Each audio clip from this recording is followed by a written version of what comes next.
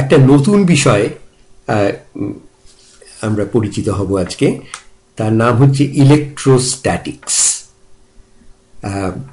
Electric charge জিনিসটা কি এবং তাদের মধ্যে আকর্ষণ বিকর্ষণের নিয়ম, যেটা কুলমের নিয়ম বলে পরিচিত, তার সঙ্গে আমাদেরও পরিচয় হবে আজকে। মহাকর্ষের সঙ্গে আমরা জন্মে অবধি ঘনিষ্ঠভাবে পরিচিত এবং ওই প্রাচীনকালের মানুষও তাকে চিনত। আরেকটি বল আছে যা একইভাবে দূর পাল্লায় বা লং রেঞ্জে কাজ করে, কিন্তু এর সঙ্গে প্রাচীন মানুষের খুব একটা ভালো পরিচয় ছিল না, যদিও গ্রিকরা একে লক্ষ্য করেছিলেন, যেমন চুল আঁচড়ালে চিরুনিতে অথবা ওই কম্বল মুড়ি দিয়ে শীতকালে শুলে ওই কম্বলের মধ্যে অন্ধকারে দেখা যায় খানিকটা বিদ্যুৎ চমকানোর মতন, খুব ছোট্ট ছোট্ট ওরকম মানে স্পার্ক মতন। আমি তড়িৎ চুম্বকীয় বলের কথা ভাবছি। আমরা প্রথমে তড়িৎ বা বৈদ্যুতিক ব্যাপারটাকে আলাদা করে দেখব এবং চুম্বককেও তাই, এবং তারপরে এই দুটোকে মিলিয়ে তড়িৎ চুম্বকীয় বা ইলেকট্রোম্যাগনেটিক যেসব ঘটনা সেগুলোকে আমরা আলোচনা করব। আচ্ছা, ভর যেমন মহাকর্ষের আকর্ষণের উৎস, তেমনি বৈদ্যুতিক চার্জ হচ্ছে বৈদ্যুতিক আকর্ষণ বিকর্ষণের উৎস। ভর যেরকম খালি একই ধরনের, মানে তারা সকলেই সকলকে আকর্ষণ করে, মহাকর্ষের সেটাই বৈশিষ্ট্য। বৈদ্যুতিক ব্যাপারটা কিন্তু তার থেকে আরো একটু আলাদা, খানিকটাই আলাদা। সেটা হচ্ছে যে দু জাতের ইলেকট্রিক চার্জ আছে, যাদেরকে যোগ এবং বিয়োগ বা ধনাত্মক বা ঋণাত্মক বলে নাম দেওয়া হয়েছে। এবং এদের বৈশিষ্ট্য হচ্ছে এরা যদি এক জাতের হয়, দুটোই ধনাত্মক, তাহলে তারা বিকর্ষিত হবে, এবং যদি ভিন্ন জাতের হয়, যেমন একটা যোগ অন্যটা বিয়োগ বা ধনাত্মক এবং ঋণাত্মক, তাহলে তারা আকর্ষিত হবে। আচ্ছা, এই দু ধরনের উৎসর নাম দুটো দেওয়া হয়েছে, যে কোনো নামেও ডাকা যেতে পারত, কিন্তু এখন সেটাই চলছে। আচ্ছা, এই চার্জের একক কি এবং কিভাবে তাকে মাপা যায়, সেই প্রশ্নটার করেছিলেন এবং উত্তরও দিয়েছিলেন অষ্টাদশ শতাব্দীর খ্যাতনামা ফরাসি পদার্থবিদ কুলম। ৭২ জন বিখ্যাত ফরাসির নাম ইফেল টাওয়ারের চারপাশে খোদাই করা আছে, ইনি তাঁদের মধ্যে একজন। কুলমের সময়ের ১০০ বছর এগিয়ে এসে আমরা যদি বিংশ শতাব্দীতে পৌঁছই, তাহলে দেখব সে সময়ে আমরা কতগুলো মানে কণাদের সঙ্গে পরিচয় হয়েছে। তখন আমাদের ইলেকট্রন, প্রথমে ইলেকট্রনদের, যারা এই হিসেবে নেগেটিভ চার্জ বা ধনাত্মক ঋণাত্মক চার্জের অধিকারী, সেটা ঊনবিংশ শতাব্দীর একেবারে শেষকালে তাদের সঙ্গে আমাদের পরিচয়। এবং বিংশ শতাব্দীর প্রথম দিকে প্রথমে প্রোটন, যারা হচ্ছে ধনাত্মক চার্জ, এবং তারপরে নিউট্রন ৩০-এর দশকে, যার কোনো ইলেকট্রিক চার্জ নেই। আচ্ছা, এই ইলেকট্রন এবং প্রোটনের চার্জের পরিমাণ একেবারে এক, কিন্তু কেন সেটা আজও পরিষ্কার করে জানা নেই, এমনকি কিছুই জানা নেই বলা যেতে পারে। এখন এই প্রোটন এবং নিউট্রন, একটা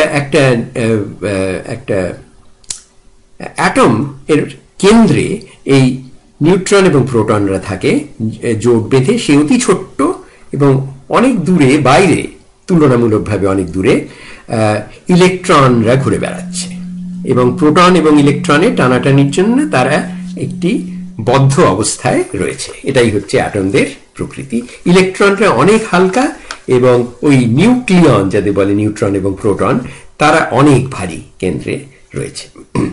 আচ্ছা, এই চার্জ মাপার উপায় হচ্ছে ওই আকর্ষণ বিকর্ষণের মাপার থেকে। কুলম দেখান যে দুটো চার্জ যদি Q1 এবং Q2 তাদের বলা হয়, বা U1 E2ও বলতে পারতাম, তাহলে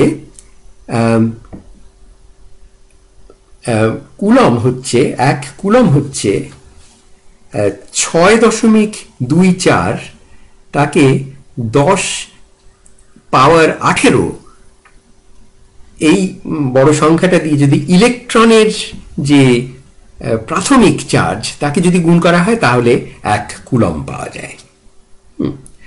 আচ্ছা, তাহলে হচ্ছে কি ইলেকট্রনের চার্জ কত? সেটা হচ্ছে 1.6 আর 10 পাওয়ার -19 কুলম।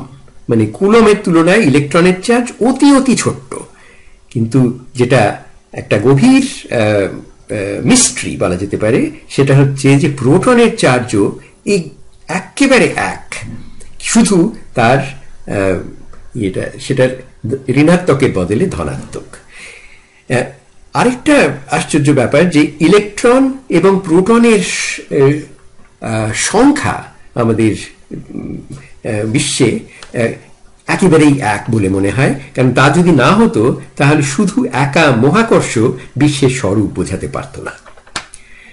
আচ্ছা, এবং এবারে দেখি আমরা যে ইলেকট্রন মানে এই যে কুলম এর যে আকর্ষণ বা বিকর্ষণ তার যে স্বরূপ সেটা হচ্ছে নিউটনের মহাকর্ষের নিয়মের সঙ্গে ভীষণ একরকম। ধরা যাক দুটো চার্জ, দুটো পজিটিভ চার্জ, তারা একে অন্যকে রিপেল করছে, মানে বিকর্ষণ করছে, এবং দুটো যদি উল্টো হয়, একটা ধনাত্মক একটা ঋণাত্মক, তাহলে তারা আকর্ষণ করছে। বিকর্ষণ মানে হচ্ছে তাদের দিকটা হচ্ছে ওই দূরত্বটা তাদের বেড়ে যাচ্ছে, কাজেই ফোর্সটার যে তীর সেটা হচ্ছে দূরত্বের দিকের উল্টো। তাহলে বিয়োগ যদি হয় ফোর্স, সেটা হচ্ছে অ্যাট্রাকশন, সেটা হচ্ছে ওই পজিটিভ নেগেটিভের ক্ষেত্রে। আর তা না হলে, আর এটা ওই এফ কে যেভাবে লেখা হলো, কাপ্পা হচ্ছে একটা ধ্রুবক, আর Q1 Q2 হচ্ছে ওই দুটো চার্জের গুণফল, এবং তাকে দূরত্ব দিয়ে ভাগ করা হচ্ছে ডি স্কোয়ার।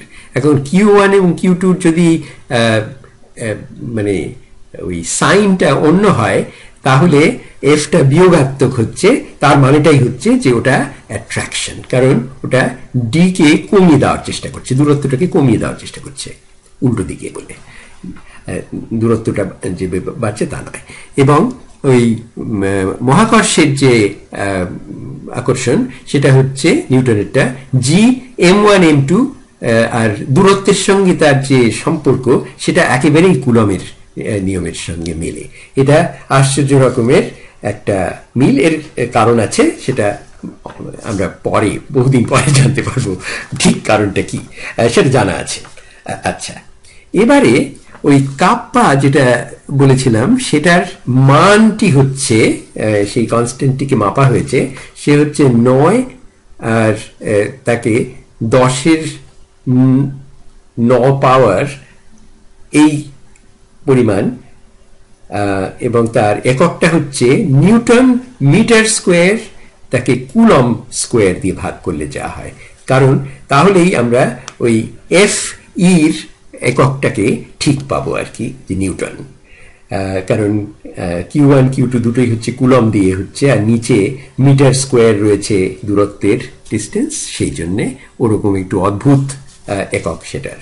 কারণ আমরা সেরকম ওই নিউটনের গ্র্যাভিটেশন ফর্মুলাতেও যা দেখেছিলাম যে ওই যে ধ্রুবকটি G, তার এককটি ভারী অদ্ভুত, এবং এই অদ্ভুত এককের জন্যেই এরা এদের কিছু গন্ডগোল আছে ওদের দেখার। ওই কাপ্পাটি লেখা হচ্ছে, কাপ্পার মান হচ্ছে ওই 9 আমি যেটা বলছিলাম, আর 10-এর 9th পাওয়ার, এবং সেটার ইউনিট হচ্ছে Newton metre square by coulomb square. আচ্ছা, এরা যে কাজ করে, এই দুটো বল, দুটো মাস বা দুটো চার্জের মধ্যে যে তারা একে অন্যের অস্তিত্ব টের পায় এবং একে অন্যকে আকর্ষণ বা বিকর্ষণ করে, সেটা হচ্ছে একটা ক্ষেত্রের মাধ্যমে। মানে এই মাসরা এবং চার্জরা তাদের চারপাশের যে শূন্য স্থান সেটিকে প্রভাবিত করে, একেই বলে ফিল্ড বা ক্ষেত্র। এই ক্ষেত্র তত্ত্ব দিয়ে ওদের আচার ব্যবহার বোঝা যায়। আচ্ছা, এবারে একটা অঙ্ক কষে ফেলা যাক, তাহলে আমরা এদের সঙ্গে আরেকটু পরিচিত হব।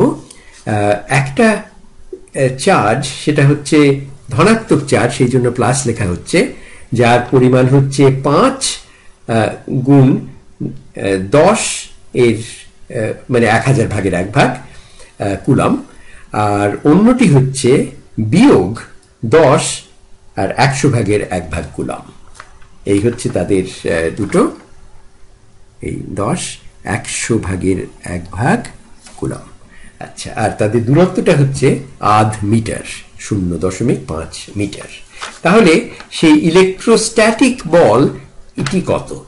আচ্ছা, প্রথমে হচ্ছে যেহেতু চার্জ দুটোর গুণফল, এ বিয়োগ চিহ্ন আসছে, হ্যাঁ, তাহলে এটা হচ্ছে আরম্ভ হচ্ছে বিয়োগ 9 গুণ 10 এর 9th পাওয়ার, এবং ওই চার্জ দুটোর গুণফলটা লিখে ফেলা হচ্ছে 5 10 টু দ্য পাওয়ার বিয়োগ 3 এবং 10 গুণ 10 টু দ্য পাওয়ার বিয়োগ 2, এবং তাকে ভাগ করা হচ্ছে 0.5 এর বর্গ দিয়ে।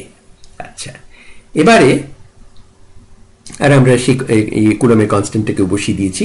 এটা কি হিসেব করলেই এসে দাঁড়াবে, এটা হচ্ছে বিয়োগ 18 গুণ 10 মিলিয়ন, 18 মিলিয়ন নিউটন। আচ্ছা, তাহলে 1 নম্বর হচ্ছে এই ঋণাত্মক বলের অর্থ হচ্ছে যে দিকটি দূরত্ব ভেক্টরের উল্টো দিকে, তার মানে আকর্ষণ। আর বলটি যদি ধনাত্মক হতো তাহলে দূরত্ব ভেক্টরের দিকে মুখ করা থাকতো, অর্থাৎ বিকর্ষণ। সেটা তো আমরা আগে বলেছি। আচ্ছা, এবারে আমি আরেকটা জিনিস করতে চাই।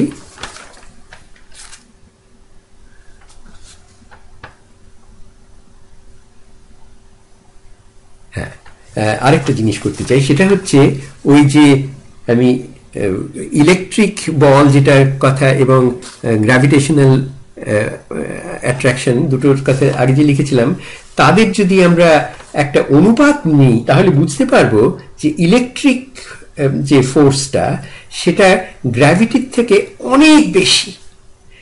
কত বেশি সেটা ভাবা যায় না। তো সেটাই আমরা, যদি আমি চট করে বলছি কোষে কি হবে, সেটা যে দুটো ওই এফ.ই এবং এফ.জি যেভাবে দেখতে পাচ্ছ সেটা যদি লিখে ফেলো, তাহলে দেখবে ওই ডি স্কোয়ারটি ওই রেশিও থেকে ভাগ নিলে কেটে যাবে, আর হবে কাপ্পা Q1 Q2, আর নিচে হবে যে Gm1 M2। এখন মনে করো দুটো প্রোটন নিয়ে তুমি কাজ করছো, তাহলে সেই প্রোটনের চার্জগুলো এবং মাস, দুটো মাস যদি বসিয়ে দাও তাহলে সেটা হবে যে কাপ্পা বাই জি, ওই দুটো যে কনস্ট্যান্ট তারা রইল, আর e square by mass of proton square. আচ্ছা, এদের মানগুলো বসিয়ে দিলে দেখবে একটা অতি প্রকাণ্ড নাম্বার, সেটার কথা পরে হবে।